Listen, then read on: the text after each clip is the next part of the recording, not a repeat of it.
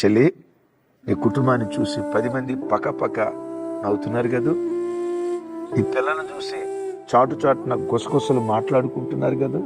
అయిపోయిందిరా, వెళ్ళిపోయినాయి, కూలిపోయారా వాళ్ళు, నాశనం అయిపోయిందిరా వాళ్ళ బ్రతుకు, ఇక వాళ్ళు బాగుపడరు అని నీ కుటుంబాన్ని గూర్చి గుసగుసలు ప్రజలు మాట్లాడుకుంటున్నారా?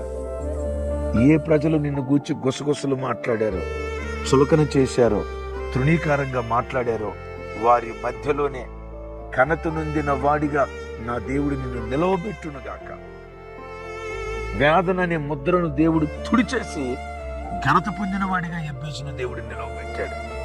కారణం ఏంటో తెలుసా? ఎబ్బేజట ఇశ్రాయేలు దేవుడైన యెహోవాకు మొరపెట్టాడు. అప్పుడా నీ గుండెల్లో ఏ బాధ గూడు కట్టుకున్నా చెల్లి, నా వైపు చూడరా.